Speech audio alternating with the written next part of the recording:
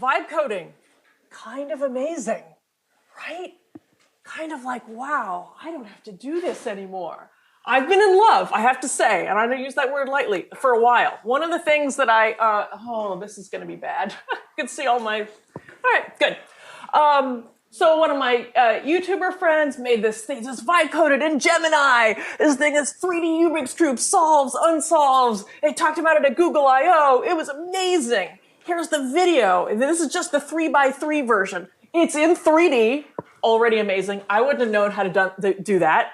Okay, it can scramble it, because you've got to, obviously scramble it, right? So it's like scramble, scramble, scramble, and now solve. And it's gonna solve it. One shot, vibe coded. I was like, amazing. And then you can make it 10 by 10 or 20 by 20 or anything that you want. But it makes mistakes. One thing, so I had a student take this. I'm like, let's remake this. And she did. But guess how it actually solves it? It just remembers how it scrambled it and reverses those steps. This is worse than a mistake. This is an assumption. It does not communicate back to you. You could easily, as the developer, think that it is solving it. And there is an algorithm for solving it. It doesn't have to be a genius. Does anyone know the algorithm for solving a Rubik's Cube? Yeah, nerd, nerd, nerd. Okay, great. I say that with love. But it is, you just do it. You can do it with your eyes closed. And like, you don't have to really think about it. They could have done that. They could have cheated in that way, and I would have been happy. This was the one way that I was not happy that it cheated. So AI needs people. We just can't trust it as is. So I'm going to talk about 3 things building up to trust. And the first is around collaboration. So in design and creativity, people and AI have complementary skills. When we ideate, computers are pretty good at it, but they're also a little bit bland at it. So you want people in the mix. Has anyone had a brainstorm aided by AI? I know we all have. I know you've written essays. I know it's been there. Okay, prototyping, I vibe code every single one. It is way faster than me at doing that. Testing, man, you really need a person to test that stuff. I do not really trust very much what AI says. Right? So how can we combine these complementary skills of people and AI? Because it's really slow if people do it, and it's really broken if AI does it. So I started with one concrete problem. I literally Googled one day creative ads, and a particular kind of thing came up. Like this, cover The Economist. It's called a visual metaphor. This is Brazil. This is the Christ the Redeemer statue, a symbol of Brazil, blended with a symbol of something that's taking off. Right? What does this mean to you? Don't think too hard. What's it mean? Like Tabasco is hot in some way. Even though fire extinguisher puts out heat, like don't get lost in the semantics. What's the meaning of this? Global warming. So this is what's defined by Google keywords, creative ads as creative. So like, what makes a good one? So I first thought about this. If we're doing Starbucks in summer, this is not a good blend. There's just 2 things sitting next to each other. Okay? This is also not a good blend. You just like slap the Starbucks logo on top of the sun. You can't even see the sun, it just looks like it's there. This is better because they're integrated and individually identifiable. So that's the trick. This becomes what we call an abstract design pattern. And when I worked with Manish Agarwala here and when I worked with James, we talked about design patterns all the time. This is the way you can speed up your work by learning. So here, these 2 go together because they're both circles. And that they have things identifying about them, both outside and inside that circle. That lets you combine them so you can blend on the shape. Right? It also works for the global warming one. Same thing. Now, this is not a surface level pattern, and that's what makes it creative. It's this deep, just on the raw shapes that your brains see. And we see this all the time. Have you ever noticed that TV shows are really, really scripted? Like they're not the same, but they are kind of the same at this deep level. We've got this 3-act structure, so a lot of things have these abstract design patterns behind them. Music is good. Okay, so how do we do this? First of all, we've got to break it down. Here's how it goes. First, you take one concept, Starbucks. You're going to have to brainstorm stuff. You could do it by yourself. You could get a computer to help you. Store, Frappuccino, green aprons, keep going. We need to find some images of those objects. We need to figure out what the shapes of those objects are, and whether it's like all of it or whether there's enough stuff outside the object. Do the same thing for summer, beach, sun, swim. You get hundreds of these images of symbols. You annotate their shapes. Now you've got these two things, and you solve the constraint based on the design pattern. And you can get computer to mock this up, you evaluate, and then you can keep going again and again. So it's just that first version, but you can go on a color match as well. So here we go. We've got sort of broken down for this one creative problem, the method of doing it. And there's a human AI workflow. Like once you know the steps, it's easy to break this up. Whatever AI technology comes out, you can shove it in there, do the stuff. And we tested this on people. It definitely makes people 10 times better. Without a tool like this, they can maybe get one in a 10-minute time frame. And with it, they're just like cranking these out because they've been told the pattern for it. Doesn't matter which order you do it, the result stays the same. So, whatever people, it's not really about that. What it's about is this. This is what unlocks it. This is the piece of information that you need to speed it up for both people if they're working together, or people in AI if they're working together to make one of these. It becomes this constraint that you're trying to satisfy. We took this, and I spent the next 5 of my years of my life just milking this. We found abstract design patterns for so many design challenges. We did it for news TikToks. We were getting over like 500,000 views for News Network. We made teaser trailers. This is now an Adobe product. We have a humor application that's alive and well, explaining science on Twitter, just like over and over and over. And then we said, how do we find these problem representations? That's actually what we were doing. Building the system with LLMs, easy. How do you find the representations? Because that was like, how do we do it? It's like 6 months of us staring at examples, thinking, oh, well, these have the same colors, these have the same shape, and like, oh, no, that's wrong. Hypothesis testing over and over and over, looking at lots of examples. And so, all right, we developed a system. By we, I mean my grad student, Satong, who's absolutely brilliant. I just talk to her every once in a while. Built a system, Schema, to discover and apply these problem representations, which is the same as design patterns, also called schemas. It's annoying. It's one of those words that has, every field has it, and they always call it something. You hear of database schemas? Yeah, well, same thing. It's called design and design pattern. Problem representations, like the math way of doing it, whatever. But there's a big old workflow for this. Let me just step you through it. So toy example, say you had a bunch of shapes and you want to figure out the schema for how you make these shapes. So first you have to put in a bunch of data and you have to cluster it. AI, with reasoning models, is actually really good at clustering this kind of data. So you've got the squares, the triangles, and the circles. You have to take one of those groups and you have to dig into that. You cannot come up with a schema that does all of them. They have to be similar. Okay, and then you have AI guess, just like you, as a human. You guess, what is the schema for this? What are the attributes? Well, like 3 sides, like has maybe a right angle, something like that. Okay, this does not get you there. You then have to generate outputs based on this schema. So this schema, turns out, is a little overfit on that one triangle. And then you compare that, your example, against the other ones in the classes, and you're like, oh, I think we need to update our schema. So then we look at those differences and we ask AI, how can we improve our schema? And now we have a new one. And this loop can go over and over and over again. It is doing this sort of generate and test, hypothesis testing across the data. And there's humans in the loop on each of this stuff. But at the end of the day, this is what you get out. For input example, for each cluster, you have an output schema that fits the data. It is very important that there be a human in the loop here. I'm going to show you a video. I hope I'm going to show you a video. We're going to show a video. Yeah, believe in ourselves. That shows this for figuring out how do you write an HCI paper abstract. So Satong will explain it in her own words. It's like a 2-minute video. The user begins by entering their creation goal, write HCI paper abstracts. They then upload a dataset of 15 chi-based paper abstracts, each paired with its paper title.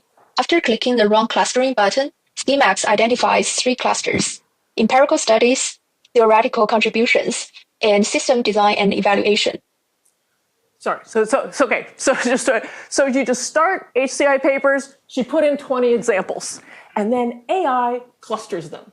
It clustered them to empirical studies, like someone like how do dads use Facebook, something like that. Theoretical contributions, like the paper that I'm going to read from yours about what are mental models in HCI, and what I do all day, system design and evaluation if I have to. Okay.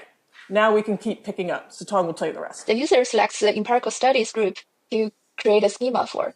In the side panel, Schemax explains why these examples are grouped together through two features. One is describe studies involving data collection and analysis. The other is about present empirically validated insights. The user can do a quick check to see if all the examples fit into the cluster. To start schema induction, the user clicks Infer Dimensions. Schemax identifies 5 core dimensions: motivation, problem, method, findings, and implications. These dimensions are presented in a dimension example matrix, showing how well each abstract incorporates them. Okay, so this is where a human comes in. Now, I as a human know that, yeah, most abstracts do have that. But then I can also look across the data and just read the snapshots and double check. Yeah, that is the function of that sentence. That is a motivation. That is finding. So it's letting me easily check AI's work based on its own representation. The user can do a quick check to see if all the example core dimensions, motivation, problem, showing how well and validate the results. Next, the user needs to understand how each dimension is implemented, and then click Infer Attributes. Schemax dives deeper. It surfaces 2 types of attributes. Overall attributes that show the shared traits of the cluster, like the word count range is 140 to 150 words. The narrative structure is sequential presentation of dimensions. Right. So for all schemas, you have the attribute, you have the entities and the attributes. So for example, yeah, motivation, problem, method, findings, but where is the relationships between them? Where is the fact that each of these is one sentence? Those things are attributes. So we have to learn those as well. But you only learn those after you agree that the dimensions are right. Why would you learn all the details of the dimensions if you don't even think those are the right things to have learned? And the tone is formal and professional academic voice. The other type is dimension-specific attributes. It's really easy to For example, check for over findings, these. we have qualitative insights such as semantic patterns or results derived from interviews or observations, and quantitative evidence through specific metrics, statistics, or significance tables. Each attribute is also annotated with examples and alignment scores. The user reviews this carefully, checking how consistent these patterns are. They then click on each attribute to view underlying evidence, using it as a springboard for critical reflection. At this point, the user has the first usable schema. The user now wants to evaluate how well the schema works. By clicking Apply Schema, Schemax uses the paper titles of the empirical studies to generate content for each dimension based on the identified attributes. Then it assembles 4 draft abstracts using both the per dimension values and the overall attributes. So this is kind of crazy. The system takes its schema and the title of the paper and just BS's an abstract for it and then checks how close is it structurally to the actual example. And this is what it's inspired by contrastive learning in kind of the way we train AI. We call this a contrastive refinement. We look at those actual differences. And if you're close enough, then you're just closing the gap. And we usually have to do this iterative contrastive refining step 2 or 3 times. Anyway, so that's basically the heart of it. It'll now go around the loop again and again. You can have it apply to new examples, your own, but now you have a schema, which is just this list of attributes and goals. You can apply it yourself if you want. You can have AI do it. But like when we do this, when you want to have an LLM write your Chi abstract for you, if you give it the schema, it does a lot better than if you just say, oh, use whatever you know about Chi abstracts and try to figure it out. So that's the benefit of having a schema, whether it's a human applying it, AI, or some combination between each other. And so we definitely compare that the iterative step does a lot better. We're getting some more significant values, comparing it to other things. We did do a control condition of just like O1 Pro. So just GPT with reasoning. We feed it all the examples and just, no human input, just like figure it out. It does okay. It can do the clusters all right. but it's just not good enough, and these errors start to compound. That's the problem. But more important than it, beating O1 Pro is that by interacting with it, people understand it and believe it. So we had people find their own, in addition to running these studies on how well it works, we gave it to people to try looking at their own essays, or like if you're trying to write an OkCupid bio, you give it examples of ones you want, figure out how to write your own. And the biggest, it's like whether you get a structural insight or not, if you participated in it, it was huge. And if you just let AI do it and read the output, it's like, yeah, I don't know, I guess. That interaction is key to our learning. And those are probably some of the biggest gains. This is why it makes it because you participated in making the schema, you now have a shared representation, not just some AI slop. Like, oh, AI told me this is what a Chi paper is. Anyway, so that's why it's important that this is interactive.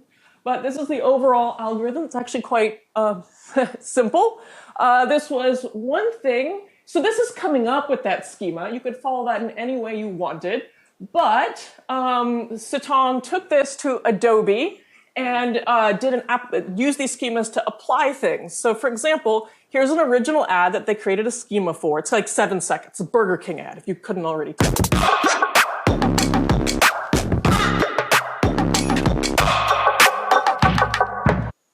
Great. And they wanted to adapt this to environmental campaign. Totally different vibe, but they wanted to take some of the style and some of the structure. So this is what an output.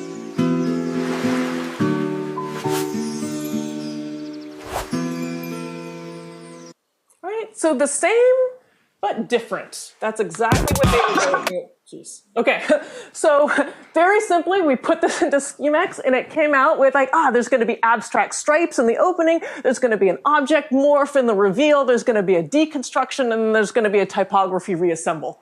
That is the structure of this. And so then it can take some of the attributes, like that there's a color palette, and that gets reused, and certain objects get retargeted. It has the iterative step. So here, in the first step, it got the objects, but in the second step, it picked up that there's, this sync to beat, there's this rhythmic dimension to it, that it does these transitions on beat marks of the music. It didn't pick that up the first time, right? But then we just take this, have AI fill it out for you. Like, we want to do this. Here's all my environmental campaign information. How would you retarget it? Come up with a new video prompt, and now it's pretty easy to get a video prompt, put it into VO3, and it comes out. And so that's how we've been doing schema applications. Actually, once you get the structure and can create a prompt, AI can do a lot of that for you. So that's pretty exciting. This will be coming out in Adobe. Okay, great. The whole point of this is that with AI, we can accelerate discovering and applying these abstract design patterns. We no longer have to sit for 6 months and bang our head against the wall. We can go through exactly the same process with AI. That's important. Okay, now that we know that we can collaborate on a lot of these problems, I want to talk about control. So this is control mostly of AI code and logo motion of the absolutely brilliant video you snuck in. Yay, I'm so glad to see you here. Okay, great. Ads everywhere, but guess what? This ad could be a little bit better. What if it looked more like this? Ooh, some animation and that skier coming in. A little bit nice, all right? You could take something, a static ad like this, and have that cat, just curl up for a little bedtime and have the text come in with it on the curl. That's nice.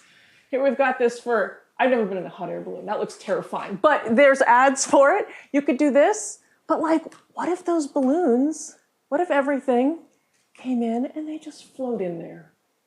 These are what we call semantic animations. That things that fly, things that should fly, fly. Things that should curl up on a mat, curl up on a mat. This is not possible to do in like ordinary templated animation code because it doesn't know what the objects are. But with AI, we can help do this. So Logo Mission is a system that generates candidate animations, fixes bugs in them, and now it's implementing it in code in Anime.js, and then giving you editorial control over it with a timeline, with all the things that like an editing interface would have, with version history, timeline, and a layer panel. So first, let me just tell you how we generate this code. When we did this many moons ago, it was amazing. But you take in and now maybe Klein could do this, but you do have to give it the assets. You have to read the assets. You got to figure out what they are. Like this is a skier. If AI is going to animate something related to skiing, it's got to know that it's a skier. And these are mountains, and so it represents those all in HTML and JavaScript. And it writes animation code. That is animation code right there. It actually comes up with an idea for it and everything. Now it self-debugs. Also, it actually takes the animation, plays the animation, and checks that things end up in the right place. I use Klein for my Vibe debugging. It does this as well. You make a website, and then it actually opens up a headless browser, runs the website, checks it for some things, and then will continue to fix it. So this is now a kind of feature that is very powerful. So you don't necessarily have to debug things anymore. Anyway, but it can do that. It can play it. It can debug it. What's nice about this is it's actually tracking every element. And so when it debugs, it only rearranges the things that were off. It doesn't rewrite the whole thing. I hate that. When you're writing code, you're like, oh, I don't like it. And it changes everything. No, please just do precision editing, the one thing that was wrong. Anyway, so now we're going to have something that's guaranteed to look like the final image, and it's not going to have awful bugs in it. But we still want to be able to have control over it. Try various things. Try different timings. If we want to make it a little faster, if we want to have it do a trick, if we want to do other things, how can we express that? And so we have an editing interface for that. You just tell it what to do. It figures out how to rewrite the code underneath the hood to do what you want it to do without changing other things. Okay. So I sort of explained all this already. Just go but you start with the image, you get those layers, you do captioning to get the meaning of them, you write HTML. Simple, HTML. This is where all this, what you do, right? And you put all that semantic image information in there. So we figure out what the groups are, what's a secondary, primary element. This is an interpretation. It's part of the composition of the frame, and so it figures all that. And it shoves all that in the alt text of the image. So it's all being represented to the computer in HTML.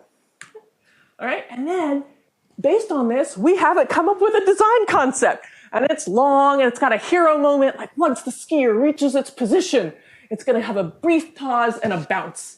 And that gives you the moment that you see at the end. And then the sequencing of other elements, pretty detailed. And then it does a full implementation of all of that stuff. And we get our animation. Whoosh, skier comes in. Okay, great. It can also fix animation. So here's the one that's going to have an error. Oh, he came in too low, right? It's going to detect that it came in too low, and it's just going to change the skier's position. It's going to bump it up by 50 pixels because it knows exactly what went wrong. Great. This is that self-debugging. It's just looking at those things. It looks at how far off those target elements are, within a tolerance. Yeah, it uses GPT to isolate what code is, it uses GPT to look at the code and then isolate what needs to be fixed, and then fixed puts that code back in the right place. Okay, you get it. You get it far better than I am saying it. Okay, so this is going to be an animation, but the AI did it all by itself. I didn't do anything yet. If it's like, okay, it looks good to me, done, ship it, I don't care, I could do that. But if you want editorial control of this animation without having everything move around everywhere else, how would you do that?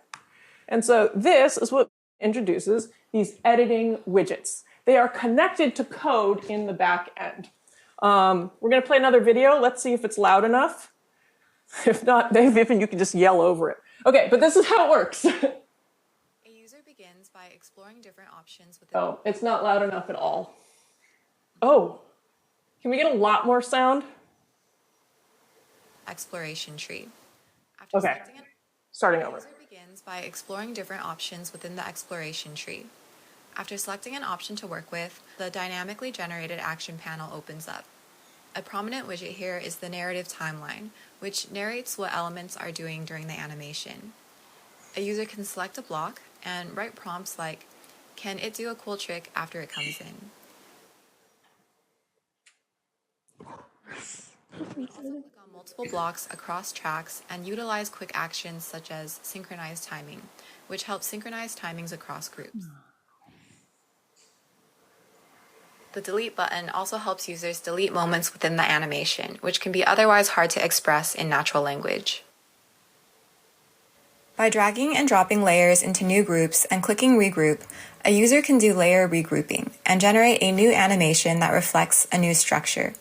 For example, this animation has more synchronization across secondary elements at its beginning. However, it ends with a slight visual issue, and for this we can use fix issues, which triggers visually grounded program repair interactively. The issue is fixed across all elements. Here, a user requests for the elements to come into the frame as if like snowfall, but the animation is too strong in its dynamics. There are other quick actions such as subtle or emphasis, which help modulate the amount of animation. Subtle makes the animation softer. The faster quick action speeds them up. Blocks could also be dragged and dropped to have more absolute control over the timing. Program repair was also automatically running in the background for the primary element, and the system would get at max 2 attempts to revise the animation. This has changed my life. I could not have made an animation before this, and now I can make it, I can customize it, I can do all this stuff, and we can just like pump them out. Plus, I want a subtle button in life. And when someone's just like being loud, I'm like subtle. Anyway, that's my own personal problem. Okay, but here we go. This outdoor club, the stars come in. Oh, and then the thing, this nightclub, he's gonna flicker, because this is, neon, and it's subtle. You don't always want, something very large, but does that. This is the ice hockey one. It comes in, it does that little kick, and that's your ice hockey team. All right. So it can do this for a lot of different things. The program repair enables a 95% solve rate, which is very important. Because you don't want your editorial stuff like be fixing AI's mistakes. We want it to fix its own mistakes.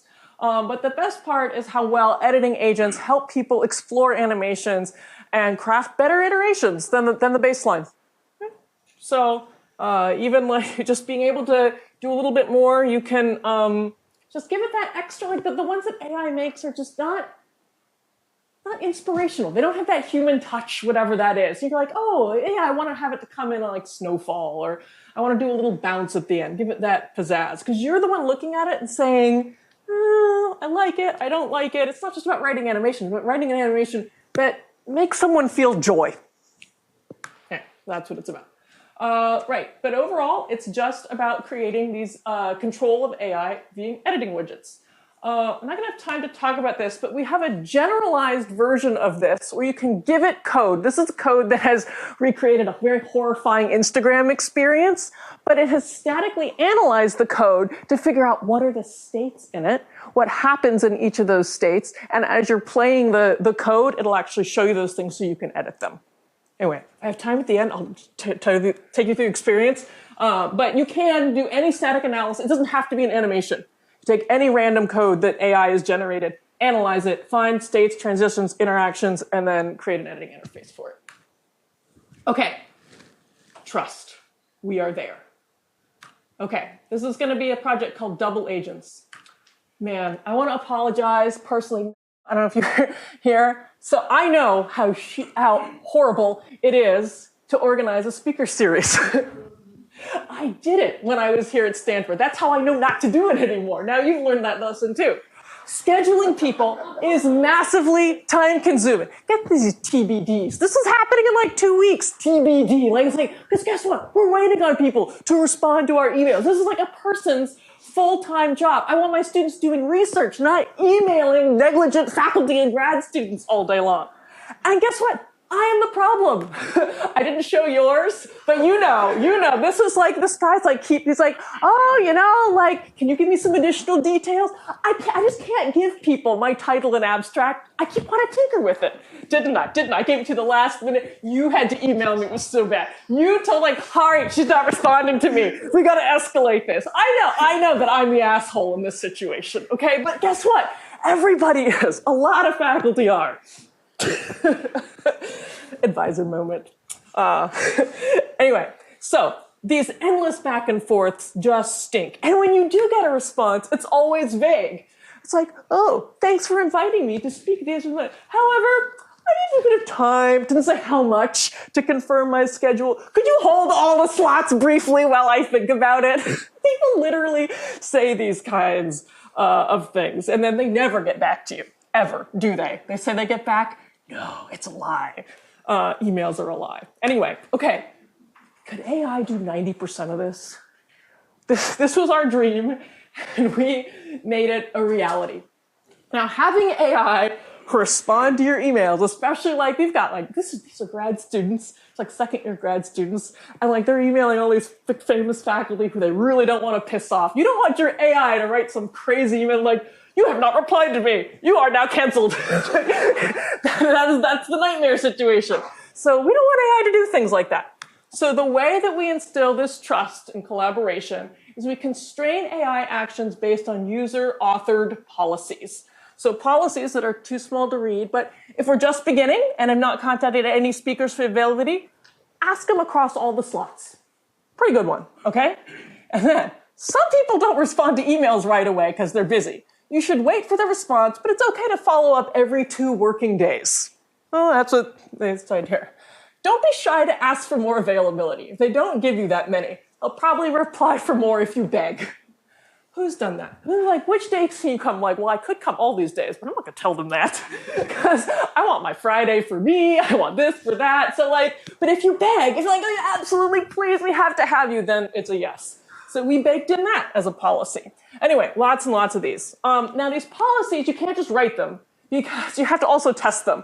We do test them on people, but we also do massive testing on multi-agent simulations where we simulate. We literally have a persona for like busy professor who never responds to email, overly eager student. We have all these things that we run it through, and so we see what outcomes it creates and what emails it writes, and it really does every step. So here is a video. We'll see how the sound goes, showing just the process end to end. Here's the demo of Double Agent. First, the user specifies his goal to the system, which is to organize a seminar with 4 speakers and 4 slots. And then provide additional info, including seminar dates, the background of each speaker, and select a persona to use in simulation, which the system uses to generate simulated speaker profiles. We do have to figure out what simulated The interface has 3 sections. On the left-hand side, there are 7 predefined policies for seminar scheduling. Here are those policies. On the middle is the interactive chat interface. On the right is the dashboard showing assignment progress, calendar dates, and a communication log of all activities. The organizer clicks Start Planning. At the beginning, we need a plan to start. Since no speakers have been contacted yet, the system highlights policy number 6. Based on it, a plan is generated. Looks for a Email all 4 How do simulated speakers to request availability on the seminar dates. The organizer reviews the plan and rationale, then There's approves. a plan. Human says, yes, I like plan. Next, then it's going to go and write those emails. Concrete actions based on the plan. Here, it suggests 4 action items that specify the action types, target, and the goal, indicating the next steps are to draft and send emails for each simulated speaker. The user reads each action and approves. To execute, the system drafts emails. For the first draft, the organizer edits the data format and adds a note that the advisor recommends the speaker, then clicks Regenerate. The second draft now includes all details, so the organizer approves and sends it to the simulated speaker. For Professor Lucy Tran, the system applies the learned date format. The organizer approves and sends the email to the simulated speaker. A few minutes later, Professor Lucy replies, asking if she could present over Zoom due to travel. The system checks existing policies, finds no match, and flags this as an edge case. The organizer clarifies, Zoom is allowed. Okay, so this is super important. There was no policy about Zoom. Can people give their talk over Zoom? But the AI realized that it didn't have a policy and that it should probably ask you. It's always looking, and we'll just cosine similarity to see, is there a policy about this? And if there isn't, it says, help, human, somebody's asked me something that I don't know how to do, and yeah, I need your expertise for this. Because what is it going to say? Yes, you can do Zoom. No, you can do Zoom. It doesn't know. So it does that. But so the user, obviously, they're creating the policies. Now, this is not going to be a policy, but they have written that the action here is Zoom is allowed. It's going to remember that. And if over time, if you keep saying Zoom is allowed, it's going to start to infer a policy. Maybe it's always allowed. Maybe it's only allowed if people asked. But it'll observe your actions, aggregate them, and start to say, hey, this seems to be the pattern that you do. So it's actually helping you form that new set of policies. At the end of day 1, after sending all initial emails, the system generates a summary of actions and a log of communications. The organizer reviews it, finds it accurate, and continues to next day. By now, all speakers except Professor Adrian have replied, and their availability is shown in the dashboard grid. The communication log That's the one that says who exchanges. can come when and who's responded. The calendar advances to day 2. A new plan is generated. Clarify Zoom with Professor Lucy and wait for Professor Adrian's response. The user reviews it, agrees, it follows policy, and approves. Next, the system generates the concrete actions for day 2. The user finds them accurate as they include the exact goals for the action and approves. The system drafts the follow-up email on Zoom, including the requested dates, October 3rd, November 7th, and December 5th. Yeah. So one of the first things that users get comfortable accepting as an automation is those follow-ups. If I haven't said something, follow up automatically. You can add a line that's saying, hey, haven't heard from you in a while, something like that. Now, the things like Zoom, that'll take a while for it to automate. But what it's doing is it's incrementally finding these automations for you. Okay, so we did 2 types of user studies, a lab study to make sure that people could get it, but really, I know the N is 2, and 2 is low, but we really had 2 people that we tortured to do this, to actually schedule the seminar speak. And then we do those 10-person studies like, yeah, it works, whatever. But this is where we learned the most. Like, are people really willing to trust this in real time, sending real email to famous faculty? And I will tell you, like, participants were really hesitant at the beginning because this is scary. A, you've never done it before, and B, like, it's sending emails with your name on them. Like, does anyone else get as freaked out about email as I can't even send one by myself. Letting AI do it is too much for me. Another one of my personal problems. Okay, but you become more comfortable relying on the system. Sort of exposure therapy is sometimes what this is called in therapy circles. And part of what makes people more comfortable is it visualizes the reasoning. It has those policies so you know how it's doing things, and you have rehearsed on realistic scenarios by the multi-agent simulations with the simulated busy professor, the simulated like over-eager student, all that stuff. Okay? And so trust and desire for this, we call it proactive AI. AI acts without you having to tell it to in the moment over time. It's quite low in the beginning, and then with more exposure, you start to trust it. And plus your desire to write these emails goes down, as you know, as you do it more and you realize that AI can do this. And this didn't really require my brain power most of the time anyway. Okay? So this increased control comes from a number of things. But like overall, people feel like maybe they could trust AI if it had this level. It's really about doing at every stage, there's a level of transparency. But that's what trust is always about with people. Transparency. And so it's the same between human-to-human trust and human AI trust. And if they didn't have that transparency, they would not know what was going on. They would not trust it. Okay? This issue flagging was also a huge mechanism for building trust. This is probably the thing that we trained the hardest. But with that, you could skim the features now that you know that it's not going to do something majorly bad that it's never heard before. All right. And it helps elicit their values. Yes. I'm curious about this transparency. Yes. Because I feel like if I told you to go write this good paper on a topic, if the paper seemed good to me then, I don't really care how you did it. I only care about the result. So it seems like you're also talking about transparency in steps. I feel like with human agents, if they do it well, then it's good. If they mess it up, and then I say, oh, but this part could be better, and then you fix it, then I trust you. The problem with AI agents is I see the problem and I tell them, they say, You're right. I fixed it, and then it hasn't fixed it. It's made it worse. So then I lose the trust. So in some ways, the trust is more about the results and the feedback of the results rather than necessarily like chewing out a sausage. Yeah, so I agree with this. If AI worked perfectly every time, we wouldn't need this. We would just like vibe code. We'd all be having Mai Tais on the beach. But because it messes up frequently, I think that what we want to have is pipelines that it can show at least the steps that it's making. Someone, D, was giving me this example of like an AI it was learning. So it was like, extracting information from receipts. And like most of the time, it extracts it and it does well. But sometimes it just purely hallucinates. And it doesn't even go through the process.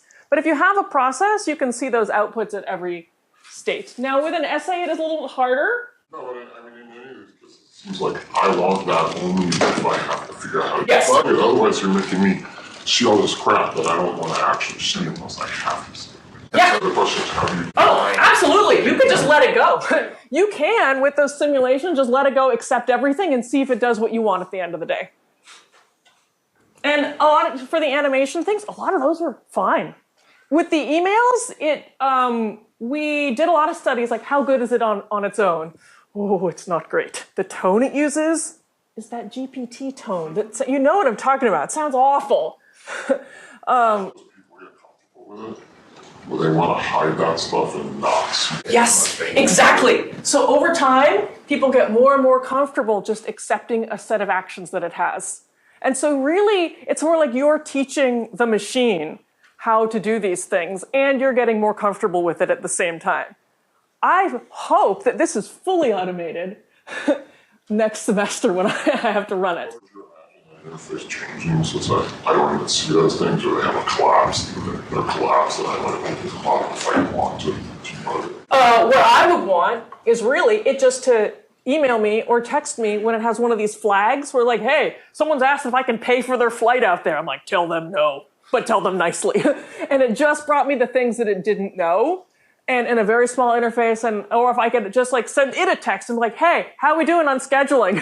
Do I need to bug anyone? And it would be, design pattern here, which is for delegating important things to an AI, you need to have insight to what it's doing, but as you start to trust it, that maybe that insight should somehow. Yes, it can follow those policies automatically, as you've decided that you trust it to, that it can follow them correctly, and that your policies are sufficient. Those are two things. Amazing. Okay, so that is this system. Trust through policies that are authored and tested by the users, and then control through these visual widgets representing the state of the system. So this is one very small problem that I'll admit makes no money, but what we're working on next is a version of this that you see how we have the schedule here? Well, guess what also has schedules? Product releases. And instead of having a bunch of random speakers, you have a bunch of employees who've got a million questions for you. And like marketing depends on the user testing, depends on this, and there's lots of things to get unblocked. And that's what this is about, is unblocking things to make sure we hit the constraints that we have. And guess what? There's a manager whose job it is to get all those things unblocked. So that's the next version of this, taking exactly this, but making it about managers getting users, employees unblocked so that they can hit their launch schedule. Okay. So AI has made all sorts of promises. And some of them, there are some good things going on with vibe coding, but it is far from perfect. Right? And a lot of those things are about the assumptions that it makes that would be very, very difficult to check. And it can really be fooling you along the way. So AI needs people. And how I saw early in my faculty career was that for at least design and creativity tasks, people and AI have complementary skills. We need to be able to combine them. And for a whole host of things, I found that this can be mediated by shared problem representation. Schemas, abstract design patterns, these things, structure, latent structure, whatever you want to call it. That is the key. This helps people as well as AI, because this is really the fundamental constraint that you have to do and you have to satisfy in art. Okay? And now we can discover those, so you don't have to beat your head on the wall for 6 months to find it. And we can use elements of control like timelines, layers, and history representations to allow you the ability to edit. That is what can do. So see and edit what's going on. Even more than that, we can have trust through policies that authors have tested and used. And then you still have that control through visual widgets that are really representing the state of the system. That's like one of those Nielsen heuristics, number 6. Anyway, so that's absolutely important. Okay? So that is collaboration, trust, control in human AI systems via shared representations. Thank you guys so much.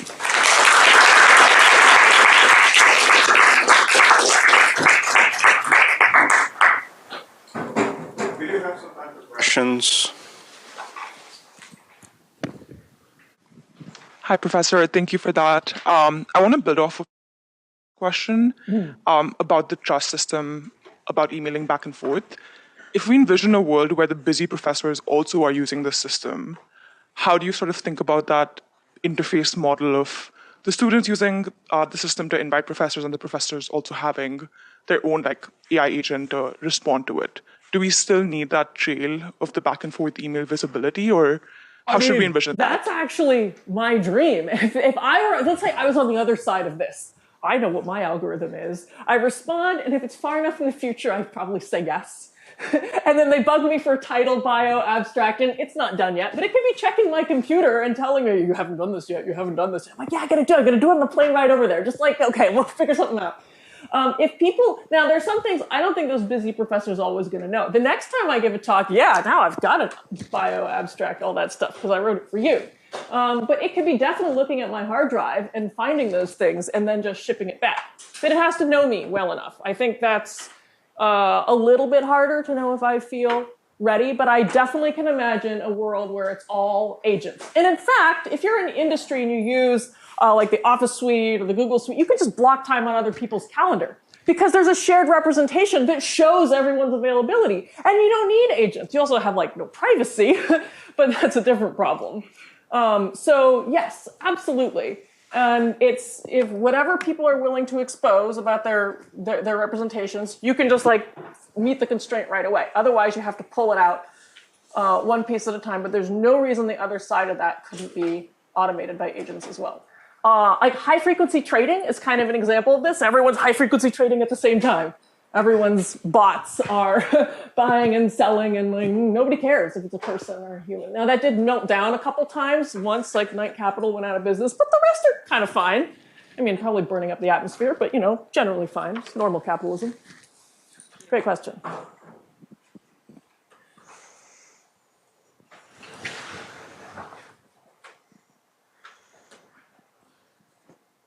Hi. So it sort of bouncing off the last question. So it seems like in this case, the shared representation was like natural language emails. But if the shared representation was the calendar of here's when everybody can come. Sorry, I mean, in the case of two agents talking to each other, like I might have a calendar that I'm trying to make of my system, and if you know the professor I'm talking to decides that they want their representation of their schedule to like not look like a calendar, to just be like a Google Doc or something, like they could have written a separate agent that also is able to translate that into emails. Yes. So in this case, like the I don't know if it's the representation or there's some sort of translation that's going on through emails. Is there anything special about like natural language in emails, do you think? Or like if it was all agents, is that part important, I guess? So it's important that it's natural language, and it's important that LLMs are evaluating this because the vagueness is the inherent quality that we need to work around. That is the problem, that people could say, oh, I could say anything. They could ask about Zoom, they can ask about payment, they could ask if their dog can come. If we had a system that was like totally rules-based, we wouldn't need any of this, and the whole world would have been automated already. It's because of this vagueness and the fact that a lot of data just sits in vague, plain text. But that's how the information is. Like, I don't know my schedule.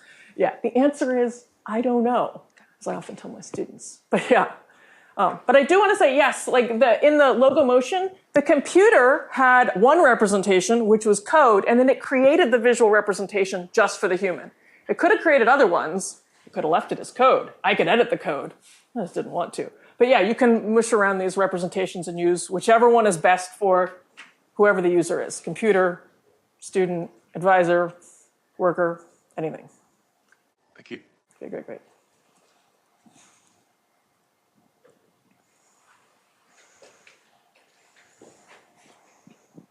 Thank you for the conversation. So how do you see novices playing out with a few of these? So when you generate some of the semantics and the dimensions for those, say, take the Chi example, I'm writing my first Chi paper. I'm sorry. And maybe I don't know all these dimensions. Maybe AI missed one. And I as a novice, don't know that. Yeah, so it's not really for novices to create the schemas, but once an expert has done that. So in some groups, the advisor writes down, here's how you make a paper, and then they hand it to you, and then you try to fill out, what is the motivation? What is the problem statement? And then we go back and forth, and we iterate on that until you figure it out, until at the end of 6 years, hopefully you've embodied it, and you can pass on that knowledge to somebody else. So yes, it is definitely danger zone if novices create those schemas. That said, there are some things that nobody knows, and we're all novices, and we have to figure out, like, what makes a good OkCupid is. It's like a dating thing, like before, I don't know how people date, Tinder, Riz, do you guys know the app? Never mind, different topic. So like, there is no schema for that, and like, no one's an expert, but you still gotta get it done, and having any schema, probably better than no schema, having any structure. So it's not always about perfect. For a Chi paper, it is, otherwise you get rejected. But for a lot of other things, it can just help you do better than you would have otherwise done by showing you some of that structure, unless you just like knock it out of the park, unless you're like the Mozart of OkCupid profiles or Chi papers, and you don't ever have to learn this stuff. It's not true. Actually, Mozart knew chord theory and like chord progressions, and he knew the abstract structure of music, and then some. But yes, it's intended mostly as a way for experts to kind of more easily offload their knowledge, which oddly is exactly what we do with the policies and double agents. It's like, you know these things in your head as the expert, you just can't write them all down. And so it's almost an elicitation process. So just the AI does more work than you do. It's kind of nice. Thanks. Thanks for the awesome talk. Really interesting stuff. I'm curious how you think about, like, there's this sort of like general criticism of like using AI for creative stuff, with the idea being that if everybody's using it, then it's going to sort of it creates the sort of most probabilistic kind of thing. It seems like this sort of schema approach is a way to kind of to help actually to get towards that. And while I understand that you're having people in the loop, it seems like sort of the goal is essentially to kind of get that out of the loop eventually. So how do you think about the sort of like larger system impact where, like, for the individual, it'll help me make something that I think is really cool, but for everybody else, like, we end up making kind of the same stuff all the time. Yeah, so just want to point out, art already does have these deep schemas. Mm-hmm. So, and we just sort of rediscovered them. Like music has chord theory, scripts have, hero's journey. And because it's at a deeper level than like the surface, we're not using the same characters, it's like, songs are different. Rom-coms, well, they're kind of the same, but, they're technically different. Now, that said, there are different types of creativity that break the mold, that intentionally do something different. Whether that's good or bad is another thing. That I haven't seen done, but there is a whole lot of art that is mostly following in the vein of some genre or some school of thought. And then I would say it's really about that person being able to inject whatever their view is. In terms of what makes something AI slop versus like an actual AI creation, for me, I think it's just garbage in, garbage out. If you have no novel idea or experience or something that you can channel into it, then you're going to get that average whatever GPT thinks, and you're going to get average whatever Gemini visually thinks out of it. But if you have an original thought and you can put that in, you can be in the loop, then I think you can use the trappings of the genre or the music, but also have thoughts. similar to what artists do. And a lot of artists actually don't create their own work. They have people, so like Rembrandt would just do the hard parts, the interesting parts, and everyone else would do the background. Ai Weiwei, Chinese artist, he did all these installation pieces. He just conceived of them. Someone else did all the craftsmanship. It's like, what if you had like 50 TVs all at once, or like 3,000 porcelain sunflower seeds? He didn't make all of those himself, but he had those original ideas. So there is this separation between like someone having the idea or the concept and having other people execute it. You could in some way say maybe AI is that execution agent. Now, it is a bit problematic that in Ai Weiwei's case, or in Rembrandt's case, the people doing the execution were themselves very, very good and skilled, not this sort of average GPT-ish thing. I do find that GPT and AI in general is a really great prototyping tool. I don't release a whole lot of it as is, just because it doesn't meet my taste level. But people do. There's slop all over the internet. I do think systemically, one thing that I think it was YouTube did was like to not monetize slop. I think those things are one of those. So you don't make money off of it. So we're not like flooding the gates. We do want to preserve signals of value. That said, anytime you preserve signals of value, you're gatekeeping someone else. That's why all the classic art is like old dead white guys, because it's been gate kept for a long time. Anyway, so this is a different problem, but it does mean you don't have absolute slop sitting in the Met or something like that. You also have no women, but whatever. No, not whatever. That's a problem. But so we have to have some sort of gatekeeping, and not monetizing it is definitely one of the big ones for internet culture, because it's driven by money, you guys, in case you didn't know that. Thank you. Okay. Well, thank you all. Let's thank Lydia for the great talk. Thank you.